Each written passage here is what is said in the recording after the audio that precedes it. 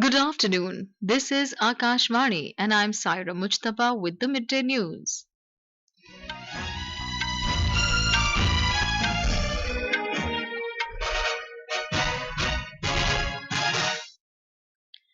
The headlines: Death toll in Wayanad landslide in Kerala reaches 165. Rescue and relief operations in full swing. Government says bullet train project is moving on fast track. 1983 batch IAS officer Preeti Sudan appointed as chairperson of Union Public Service Commission. Hamas Political chief Ismail Haniyeh killed in Iranian capital of Tehran. Amty forecast isolated extremely heavy to heavy rainfall across the country for the next few days. And in Paris Olympics, Indian boxers, archers, shuttlers, and shooters in action today.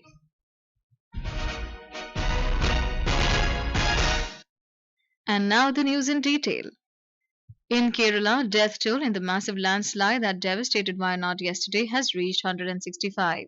Relief and rescue operations are in full swing. A massive search operation is underway, led by the Army, Navy, Air Force, NDRF, and other agencies in the affected area. 4 relief columns of Defence Security Corps Centre and the Territorial Army Battalion are in the region. Kerala Governor Arif Muhammad Khan and Goa Governor P.S. Sridharan Pillai visited Wayanad today. More details from our correspondent. The landslide hit Chudalmala and Mundakai in Wayanad district is completely devastated, causing large-scale destruction to life and property. The rescue teams are retrieving more bodies from the sites today. Death toll is likely to rise as over 100 people are missing and several bodies are reported to be lying buried beneath the debris. 186 persons are undergoing treatment in various hospitals. Over 3,000 people are there in various relief camps in Wayanad alone. The construction of Bailey Bridge by Army is progressing in Mundakai to speeden the relief operations. The state government informed the public to avoid unnecessary visit to the district area of Wayanad. Meanwhile, Chief Minister Pinarayi Vijayan is holding a high-level meeting today, taking stock of the situation. Mayusha with reports from Arun Vincent for Akashvani News from Wayanad. In Jharkhand, restoration work is underway on a war footing on Tata Nagar Chakradharpur rail section of South Central Railway. 16 out of 18 coaches of Howrah Mumbai Mail have been removed from the railway track. Repair of rail track and electrification work will only be started after the removal of all the coaches of the ill-fated train from the track. Rail traffic has been disrupted since yesterday morning after 18 coaches of the Howrah-Mumbai Mail derailed between Barabambo and Kharsawa railway stations near Potobeda village under Chakradharpur Railway Division. The General Manager of South Eastern Railway, Anil Kumar Mishra, said, effort is on to restore rail traffic on this section as soon as possible. The Lok Sabha today resumed discussion on the demands for grants under the control of the Ministry of Railways for 2024-25. Participating in the discussion, T.M. Selva Ganapati of DMK accused the government for giving less allocation for the railways projects in Tamil Nadu. He also accused the government of neglecting the state. He raised the issue of safety of railways and higher operational cost. Dilip Saikia of BJP said the country is witnessing positive effects of work done to build the robust railways infrastructure. He said world-class railways infrastructure have been made under the leadership of Prime Minister Narendra Modi. He said budgetary allocation for railways have witnessed tremendous growth since 2014. He said railways has received a record allocation of over 2,52,000 crore rupees in financial year 2024-25. Devesh Rakhya of Samajwadi Party, Bapi Haldar of TMC, Harish Chandra Meena of Congress also participated in the discussion. Government today asserted that the bullet train project is moving on fast track. Replying to supplementaries in the Lok Sabha during question hour today, Minister of Railways Ashwini Vaishnav said, for the first time in the country, a 21-kilometer long tunnel is being constructed 30 meters under the sea as part of the project. He said 320 kilometers of the foundation work of the project has been completed and many initiatives are taking place under Atmanirbhar Bharat campaign. Mr. Vaishnav said bullet train project is a technology intensive project. Bullet train की design पे एक गहन अध्ययन के साथ बहुत ध्यान से और जापान के जो सबसे अच्छे एक्सपर्ट्स हैं उन एक्सपर्ट्स के साथ चर्चा करके ये डिजाइन किया गया है। इसका जो फाउंडेशन है और जो पिलर है और जो वायरडक्ट है करीब करीब उसमें 320 किलोमीटर का प्रोग्रेस हो गया है। टोटल प्रोजेक्ट 5 किलोमीटर का है, लेकिन जैसे ही श्री शिंदे जी और श्री देवेंद्र फडणवीस जी की सरकार आई, तुरंत उन्होंने सारी परमिशंस दी और अब महाराष्ट्र में भी सारा लैंड एक्विजिशन का काम कंप्लीट हो गया है। डीकेसी स्टेशन का काम बहुत तेजी से चल रहा है। Minister for Communications Jyotiraditya Scindia has said that 5G spectrum auction 2023-24 has brought in a revenue of over 11,340 crore rupees to the government exchequer. In a reply in the Lok Sabha today, Mr. Scindia said, Spectrum auction 2023-24 was primarily conducted to maintain continuity of services by giving opportunity to telecom service providers to replenish the spectrum which was expiring this year and to incrementally augment the existing mobile services. He said the auction started on the 25th of June and concluded on the 26th after 7 rounds of bidding. The Bharatiya Vayuyan Vidhayak 2024 was introduced in the Lok Sabha today by the Union Civil Aviation Minister Kinjarapu Rammohan Naidu. While introducing the bill, the minister said Aircraft Act was established in 1934 and a lot of amendments have been made over the years. He said the amendments were incorporated in the Act in bits and pieces. He said this has created confusion in the Act. He said the Bharatiya Vayuyan Vidhayak has been brought to clear out any confusion. The Bharatiya Vayuyan Vidhayak empowers the central government to make rules regulating the design, manufacture, maintenance, possession, use, operation, sale, export or import of any aircraft or class of aircraft and for securing the safety of aircraft operations. Lakshman Prasad Acharya today took oath as the governor of Manipur. The swearing-in ceremony was held this morning at Raj Bhavan in Imphal. The oath of office was administered by the Chief Justice of Manipur High Court, Siddharth Mridul. Om Prakash Mathur today took oath as the 16th Governor of Sikkim. Mr. Mathur was administered the oath of office by Sikkim High Court Chief Justice Vishwanath Somadar during a function held at the Raj Bhavan in Gangtok. Gulab Chand Kataria today took oath as the new Governor of Punjab and Chandigarh Administrator at Punjab Raj Bhavan. Chief Justice of Punjab and Haryana High Court, Shri Lagu, administered the oath. Former Union Minister Santosh Kumar Gangwar today took oath as new Governor of Jharkhand. The acting Chief Justice of Jharkhand High Court, Sujit Narayan Prasad, administered him the oath of office and secrecy at Raj Bhavan in Ranchi. This is Akashvani giving you the news. For quick news updates round the clock, follow us on X at TIR News Alerts. Welcome back. You're listening to Midday News. Former Union Health Secretary and 1983 batch IAS officer Preeti Sudan has been appointed as the chairperson of the Union Public Service Commission or UPSC. President Draupadi Murmu has approved the appointment of Ms. Sudan. She will take charge on the 1st of August.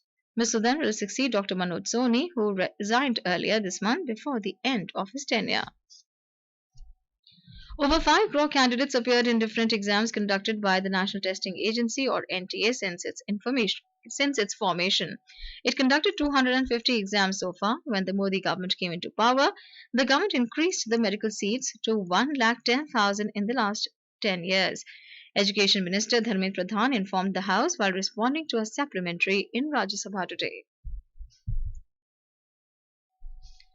Tourism and Culture Minister Gajendra Singh Shekhawat has lauded the government's efforts towards the conservation of the country's culture and heritage through capacity building and international cooperation. Addressing media in New Delhi today, Mr. Shekhawat said that the World Heritage Committee meeting, which was concluding today in the country, is one of the examples that showcase the increase in India's capacity following its G20 chairmanship.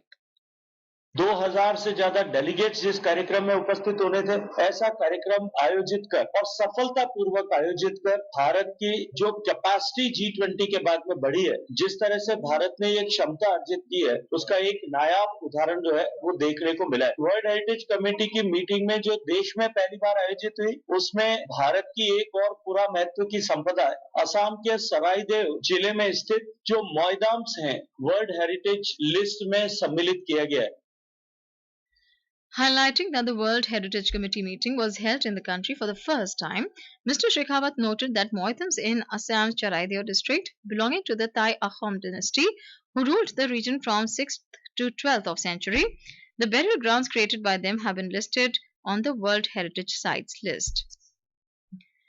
Prime Minister of Vietnam Pham Minh Chi has arrived in New Delhi for a 3-day state visit to India. He is accompanied by a high-level delegation including several ministers, deputy ministers and business seekers. Prime Minister Chi is scheduled to hold bilateral discussions with Prime Minister Narendra Modi, who will host a luncheon in his honor. Prime Minister Chi will also meet President Draupadi Murmu and Vice President Jagdeep Dhankar. External Affairs Minister Dr. S. Jaishankar will also call on the visiting Prime Minister. The political head of Hamas, Ismail Haniyeh, has been assassinated in Tehran. Iran's Islamic Revolutionary Guard Corps (IRGC) said in a statement today, Haniyeh was killed alongside with one of his bodyguards at his residence in the Iranian capital of Tehran while he was in the town to attend Iran's President Masoud Pezeshkian's swearing-in ceremony. Earlier, Israel said it has killed a top Hezbollah commander after carrying out a strike on a southern suburb of the Lebanese capital, Beirut, yesterday. Former Indian Information Service IIS officer Suresh Chandra Sharma passed away today in New Delhi. He was 83. Mr. Sharma retired from the post of Joint Director in the News Services Division of Akashvani in the year 2020. The India Meteorological Department IMD has forecast isolated extremely heavy rainfall with very heavy falls over northwest, northeast, west, central and southern parts of the country for the next few days. The IMD said isolated extremely heavy rainfall is very likely over Karnataka today and over central Maharashtra till Saturday. In Paris Olympics, boxers, archers, shuttlers and shooters are in action for India on day 5 of the 2024 Paris Olympics today. Boxer Lavina Borgohain will begin her campaign against Sunniva Hofstad of Norway. Here is a report from our correspondent covering Paris Olympics. Today, the Indian athletes who have a busy day ahead of themselves competing across multiple sports will hope luck shines on them. First off, in the morning in shooting, double Asian Games gold medalist Aishwarya Pratap Singh Tomar is in action with partner Swapnil Kushale in the qualification rounds at the 50-meter rifle 3 positions. Shreyashi Singh and Rajeshwari Kumari, a little far back in the field, continue their quest to make the final of the women's trap event. Superstar shuttler PV Sindhu and the informed Lakshya Sen are taking to the badminton courts at the Porte de la Chapelle Arena in their group matches. Meanwhile, India's only participant in individual dressage, Anush Agarwal, is also going to perform today at the iconic Chateau de Versailles. Some important table tennis matches are coming up later today. Srija Akula will be playing in a second round women's singles match and Manika Batra will be attempting to make it to the quarterfinals at around 5 p.m. local time. Archery action continues at the Avalid at around 12:26 p.m. local time. 4-time Olympian Deepika Kumari will be playing in the first round of the individual competition. The other veteran of the squad, Tarundeep Rai, will play his in the evening around 6 p.m. Balraj Panwar is out of the medals race but will be giving his best in the classification races in his final bow at this year's Olympics. It is an important day at the boxing arena in North Paris with Olympic medalist Lavlina Borgohain coming out on the ring for the first time in these games. She will be taking part in the women's 75 kg quarterfinals in the afternoon. Late at night at around 9 p.m. Nishant Dev will be in action in the men's 71 kg pre-quarterfinals. This is Shaurya Chaudhary reporting from Paris. Au revoir.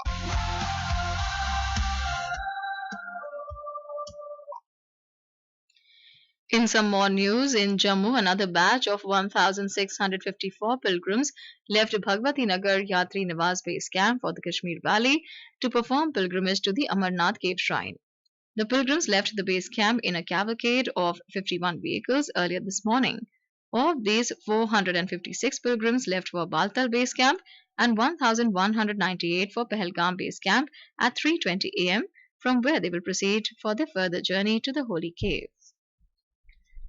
And now, before we end the bulletin, the headlines once again. Death toll in Wayanad landslide in Kerala reaches 165. Rescue and relief operations in full swing.